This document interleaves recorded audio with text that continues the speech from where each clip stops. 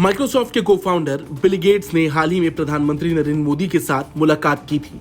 इस दौरान दोनों के बीच साइंस और इनोवेशन जैसे कई अहम मुद्दे पर बात भी हुई और अब उसी मुलाकात के बारे में बिल गेट्स ने अपने ब्लॉग में विस्तार से बताया है। माइक्रोसॉफ्ट के को-फाउंडर बिल गेट्स ने अपने ब्लॉग में पीएम नरेंद्र मोदी की जमकर तारीफ की है।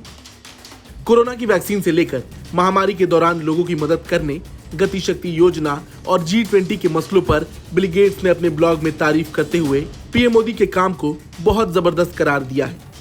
बिल गेट्स ने अपने ब्लॉग में लिखा है कि इस सप्ताह मैं भारत में था। मैंने सीखा कि वहां स्वास्थ्य, जलवायु परिवर्तन और अन्य महत्वपूर्ण क्षेत्रों में किस तरह इनोवेटिव काम हो रहे हैं। ऐसे समय में जब दुनिया के सामने बहुत सी चुनौतियां हैं, भारत जैसी गतिशील और रचनात्मक जगह की यात्रा करना प्रेरणादायक है। बिल गेट्स ने पीएम मोदी से मुलाकात के बारे में बताया कि दोनों के बीच इस बात पर भी चर्चा हुई कि कैसे साइंस और इनोवेशन की मदद से भारत और दुनिया भर में असमानता को कम किया जा सकता है। बिल गेट्स ने लिखा कि कोरोना महामारी के चलते मैं पिछले 3 साल से बहुत अधिक यात्रा नहीं कर पाया था। प्रधानमंत्री नरेंद्र मोदी और मैं संपर्क में रहे। हम विशेष रूप से कोरोना के टीके का विकास और भारत के हेल्थ सिस्टम में निवेश पर बात करते रहे। भारत के पास बड़ी मात्रा में सुरक्षित, प्रभावी और सस्ते टीकों के निर्माण की अद्भुत क्षमता है। इनमें से कुछ को गेट्स फाउंडेशन द्वारा समर्थन दिया जा रहा है। भारत में बने टीकों ने दुनिया भर में लाखों लोगों की जान बचाई और दूसरे रोगों से भी बचाया। भारत के सार्वजनिक स्वास्थ्य प्रणाली ने कोविड टीकों की 2.2 बिलियन से अधिक खुराक वितरित की है। भारत ने कोविन प्लेटफॉर्म तैयार किया। इसकी मदद से करोड़ों लोग अपने लिए टीका अपॉइंटमेंट शेड्यूल कर पाए और उन्हें टीका सर्टिफिकेट मिला। भारत के सभी टीकाकरण को सपोर्ट करने के लिए कोविन प्लेटफॉर्म का विस्तार किया जा रहा है। प्रधानमंत्री मोदी का मानना है कि कोविन दुनिया भर के लिए एक मॉडल है। मैं भी इसे मानता हूँ। महामारी के दौरान भारत 200 मिलियन महिलाओं सहित 300 मिलियन लोगों को आपातकालीन डिजिटल भुगतान ट्रांसफर करने में सक्षम था।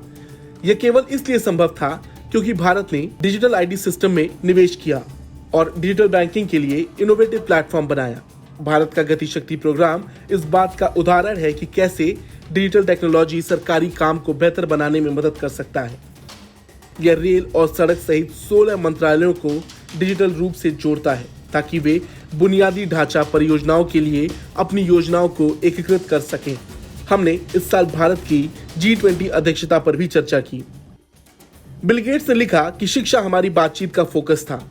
देश भर में यूनिवर्सल फाउंडेशन लिटरेसी और न्यूमरेसी को बढ़ावा देने के लिए भारत की पहल पर चर्चा करना बहुत अच्छा रहा। हालांकि महामारी ने देश के स्कूल सिस्टम को कड़ी टक्कर दी।